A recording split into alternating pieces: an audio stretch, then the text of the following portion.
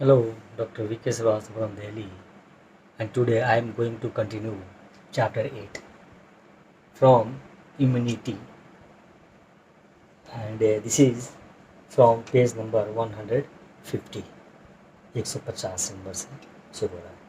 तो पॉइंट है 8.2, यहाँ लिखा हुआ है 8.2।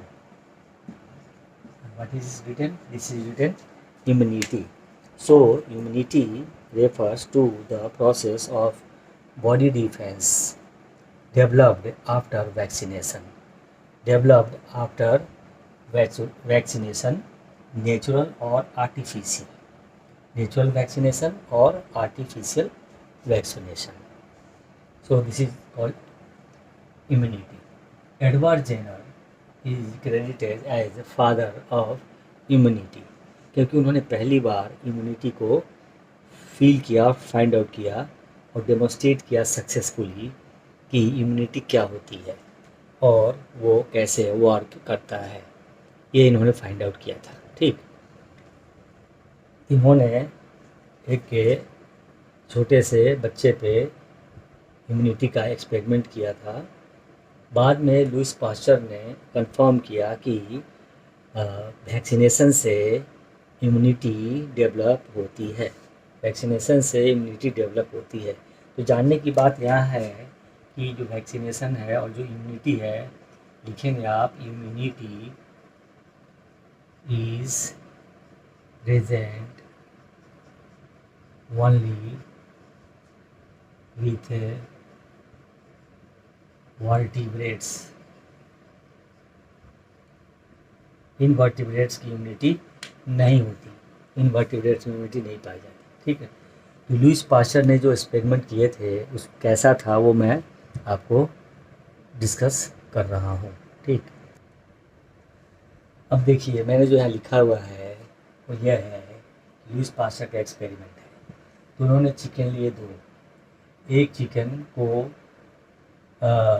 फूड पॉइजनिंग बैक्टीरिया, कलरा बैक्टीरिया के लिए इन्होंने वैक्सीनाइज किया और दूसरे को नहीं किया।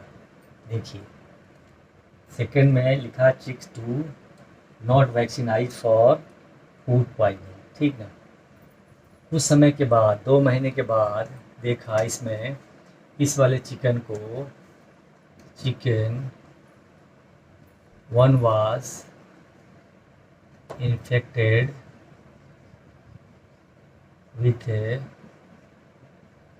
live cholera bacteria,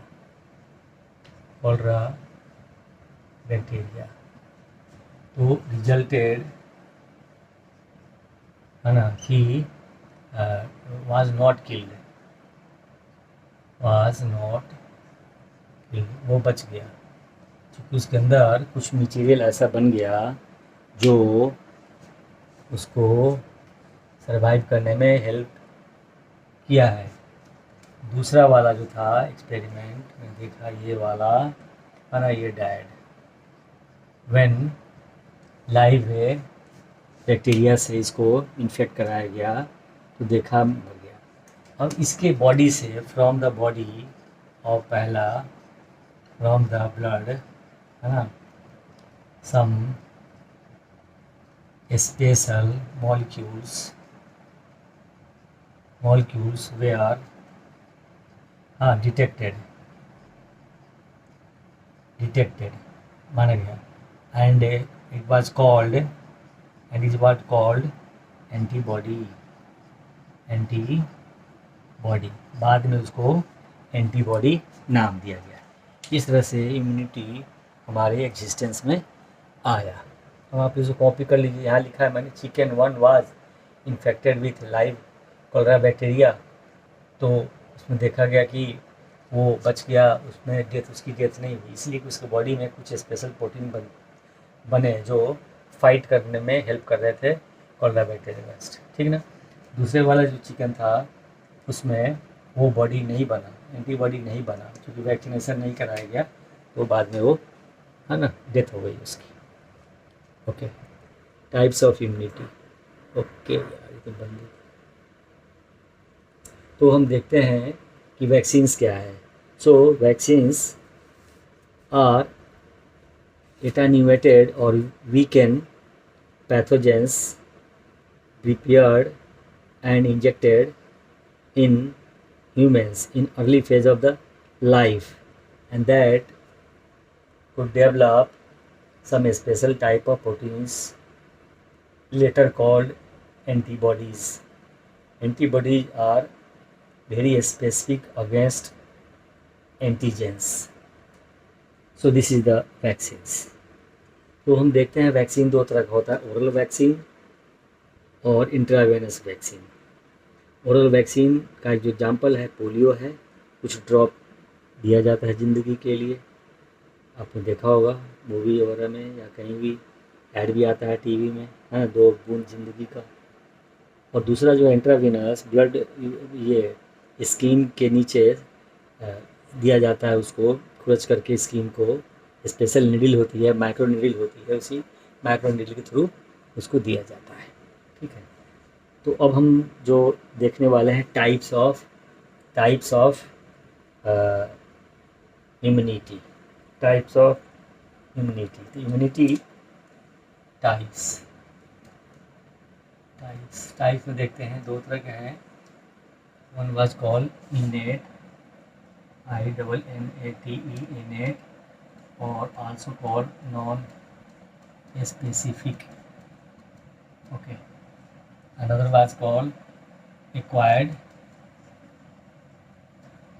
or specific या और also called adaptive immunity, ऐसे कहते हैं। ये फर्स्ट टाइप कैटेगरी हो गया और ये हो गया सेकंड कैटेगरी का।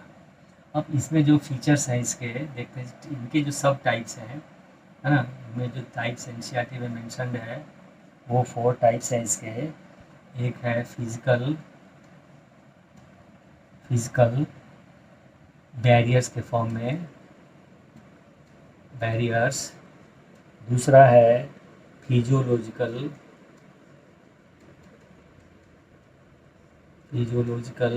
बैरियर्स। तीसरा है सेलुलर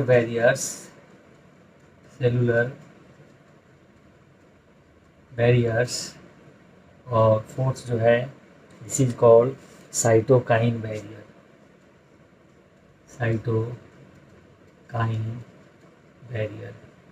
NCERT में दिया हुआ, आप यहाँ से देख सकते हैं। इनमें जो टाइप्स पढ़ने हैं from question point of view से, एक तो पढ़ना होता है इनका फीचर्स, एक पढ़ना है हम लोगों के इनके फीचर्स, तो 4 फीचर्स हैं इनके, है ना। और दूसरा मोड ऑफ एक्शन हम लोग देखते हैं, ठीक है। तो मोड ऑफ एक्शन में 2 तरह का है, एक को कहते हैं ह्यूमोरल और दूसरा कहते हैं CMI, सेल मेडिएटेड इम्यूनिटी, ठीक ना। तो हम लोग आगे अब हम लोग इसको कंटिन्यू करेंगे। पहले आप इन्हें देख लीजिए और कॉपी कर लीजिए, नोट कर लीजिए, फिर हम आगे बढ़ते हैं।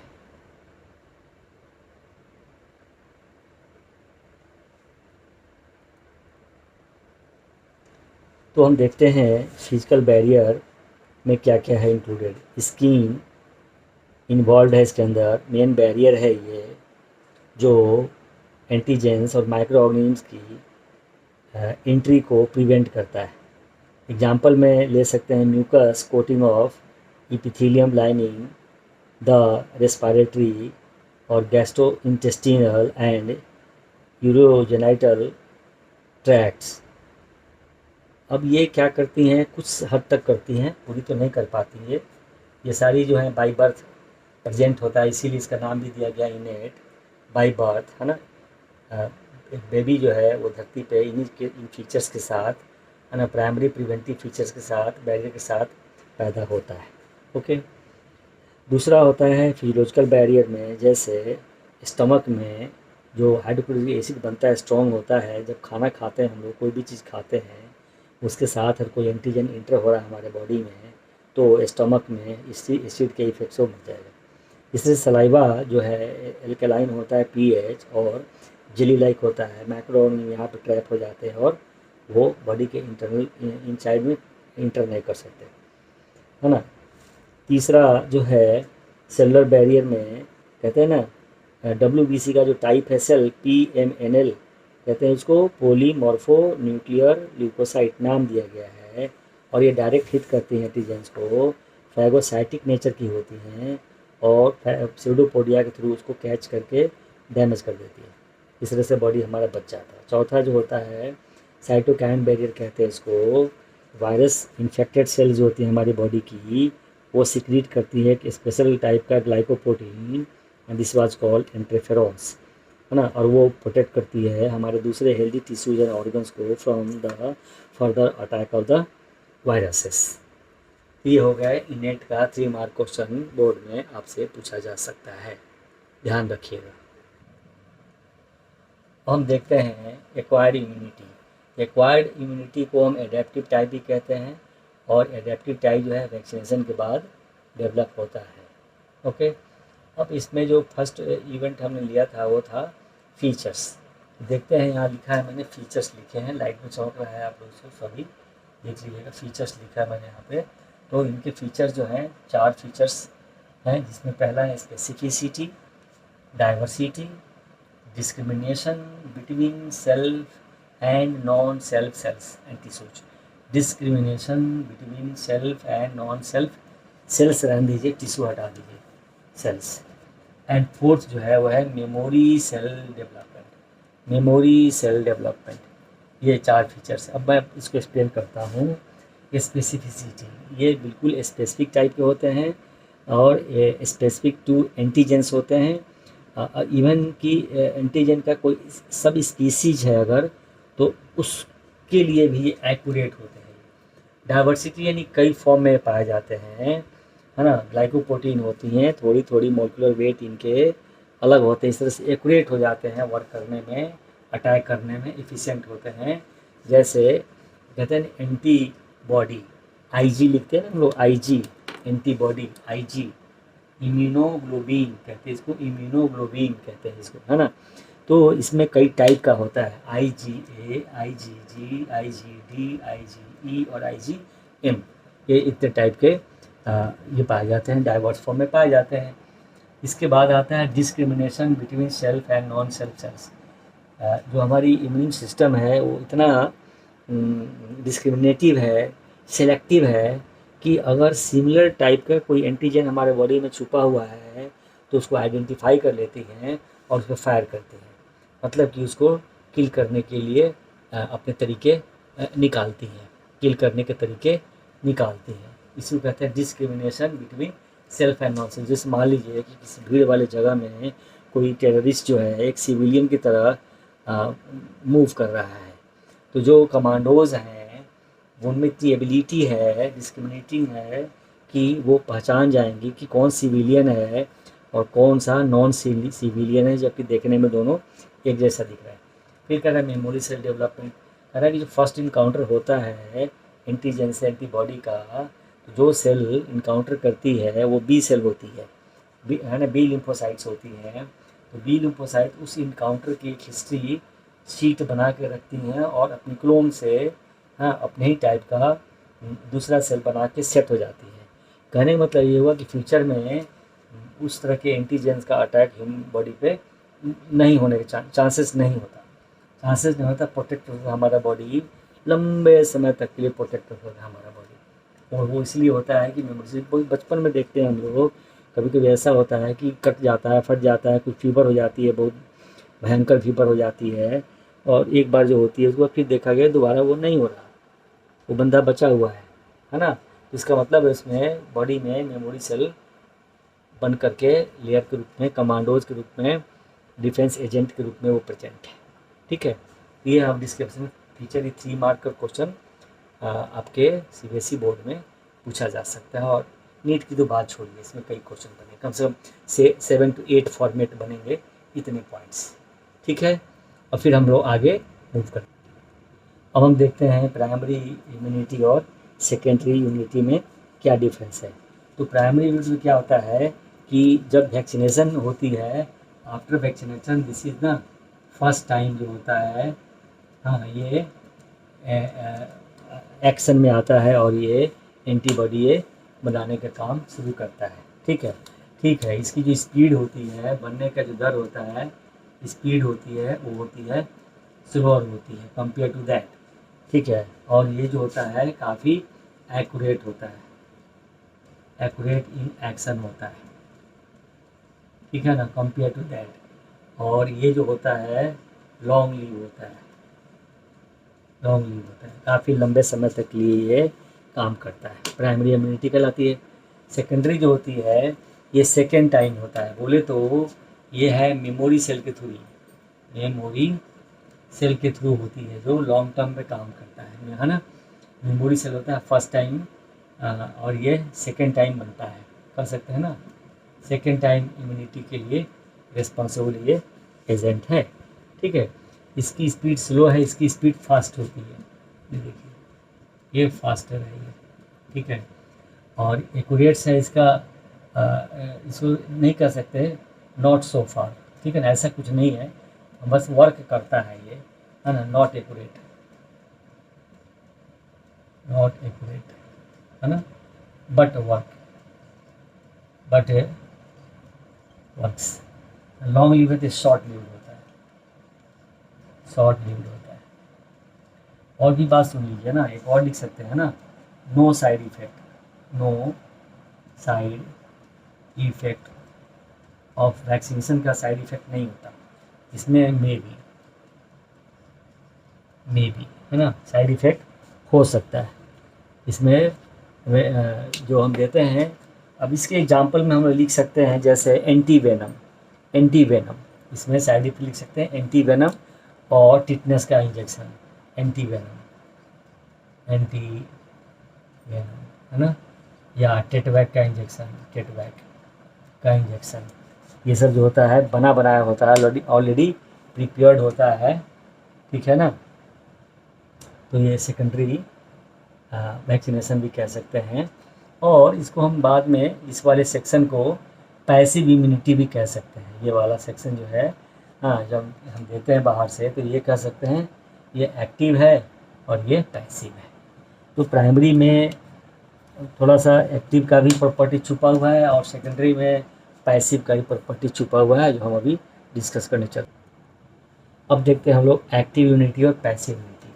अब इसमें क्या होता है कि जब वैक्सीनेशन करते हैं हम, तो वैक्सीनेशन के बाद बॉडी का जो इन्वायरमेंट है वो एंटीबॉडी बनाना शुरू करता है ना, बनाना शुरू करता है, इसमें नहीं बनता। ठीक है, और देखते हैं इसका एक्टिव वाले का, ये स्पेसिफिक होता है, ये स्पेसिफिक होगा और कंट्रोल कर सकता है एंटीजन का अटैक को, है ना। इसको लिखेंगे नॉट स्पेसिफिक, ये नहीं होगा। ठीक है, जैसे हमने कहा ना एग्जांपल में है एंटी वेनम है, तो कोई ज़रूरी नहीं है कि ये बचा ले पेशेंट को सांप के काटने पे, या एंटी या टिटनेस के इंजेक्शन देने के बाद भी बंदे में टिटनेस के से डेथ नहीं, इसकी कोई गारंटी नहीं है। लेकिन ये जो है गारंटी देता है, अगर वैक्सीनेशन पड़ा है बचपन में बच्चे को 1.5 साल 2.5 साल 3.5 साल के एज तक का पड़ा हुआ है, तो ठीक है ये काम करेगा, और नहीं तो है ना। एक्टिव वाले का ना कोई साइड इफ़ेक्ट नहीं है, साइड इफ़ेक्ट, है ना, नो नहीं है। इसमें में भी साइड इफ़ेक्ट हो सकता है, जी, साइड इफ़ेक्ट इसके हो सकते हैं। ये सारे हो गए, ओके। अब जो हम लोग देखेंगे अगला जो पॉइंट है, ठीक है, वो ह्यूमरल इम्यूनिटी किसे कहते हैं, तो बॉडी फ्लूइड को ह्यूमरल कहते हैं। इसमें आता है एंटीबॉडी, जो कि एक ग्लाइकोप्रोटीन टाइप का मटेरियल है ना, और ग्लाइकोप्रोटीन ग्रुप है ये, ग्लाइकोप्रोटीन से ये, ठीक ना। तो ये ह्यूमरल होता है जो बॉडी में प्रेजेंट होता है, और कहाँ होता है इम्यूनिटी सिस्टम, लिम्फ में होता है, ये लिम्फ में पाया जाता है, ठीक ना, लिम्फ में पाया जाता है। ये सारे के सारे इंग्रेडिएंट्स एंड सेल्स लिम्फ में प्रेजेंट होते हैं। दूसरा है कॉम्प्लीमेंट प्रोटीन सिस्टम है, कि जब कभी भी इस तरह का सीवियर इफेक्ट होता है तो देखा गया है कि कुछ टिश्यूज, कुछ ऑर्गन जो हैं सेल वो प्रोटेक्टेड हैं इस कॉम्प्लीमेंट प्रोटीन के थ्रू। जैसे कैंसर के केस में देखा गया है कि ट्यूमर के ऊपर में एक लेयर बन जाती है और ये लेयर, हाँ, कैंसर से जो प्रोडक्ट बनते हैं न्यूप्लास्ट वगैरह उसको फैलने से बचाता है हमारे बॉडी में। जी, उसको कहते हैं कॉम्प्लीमेंट प्रोटीन सिस्टम। ओके, अब दूसरा देखते हैं सेल मेडिएटेड। अब हम देखते हैं कि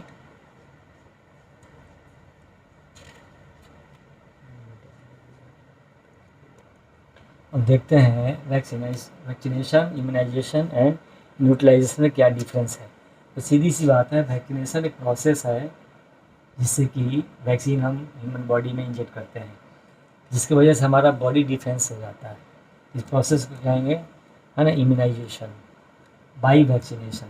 अब ये न्यूट्रलाइजेशन क्या होता है कि जो है जैसे एंटीबॉडी है ये प्लस एंटीजन, पूरी एंटीजेनिक प्रोटीन है ना, तो क्या बन जाए, दोनों मिल जाएगा। हाँ, ये न्यूट्रल प्रोटीन बनेगा, न्यूट्रल प्रोटीन बन जाएगा। इस तरह से एंटीजन का इफेक्ट ख़त्म हो जाएगा, हमारे बॉडी में नहीं होगा। और इसी को यहाँ दिखाया हुआ है, समझा देता हूँ इस फिगर में, जो 151 पे दिया हुआ है। इसमें 2 हेवी चेन है, ये प्रोटीन के बने हुए, 2 लाइट चेन है जो कार्बोहाइड्रेट बने हुए हैं। प्रोटीन जो होता है अमीनो एसिड का चेन होता है, जिस पे एक N टर्मिनल होगी और दूसरा C टर्मिनल होगा। डाइसल्फाइड बॉन्ड से ये हेल्ड अप होते हैं, तो इसको कहते हैं H2L2 स्ट्रक्चर, H2L2 स्ट्रक्चर, ठीक ना। और यहाँ पे एंटीजेनिक बाइंडिंग साइट होती है। ये अगर एंटीजन का फिगर मैंने बनाया है, गौर से देख सकते हैं आप, दिख रहा है पेंसिल से, तो इसमें एंटीजन डिटर्मिनेंट्स हैं, इसी से ये अटैक करता है हमारे सेल्स एंड टिश्यूज को। तो एंटीबॉडी जो होगी स्पेसिफिक ना, लॉक की मैकेनिज्म के थ्रू उसको ट्रैप कर लेगी। इस तरह से इसका इफेक्ट ख़त्म हो जाएगा प्रोटीन का, और ख़त्म होने को प्रोसेस कहेंगे न्यूट्रलाइजेशन।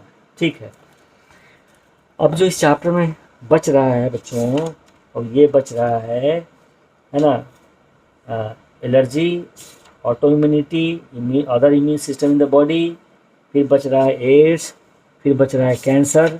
तो एक नेक्स्ट वीडियो में ये अब बनेगा, ठीक है। तब तक के लिए thank you. Please share and subscribe my channel.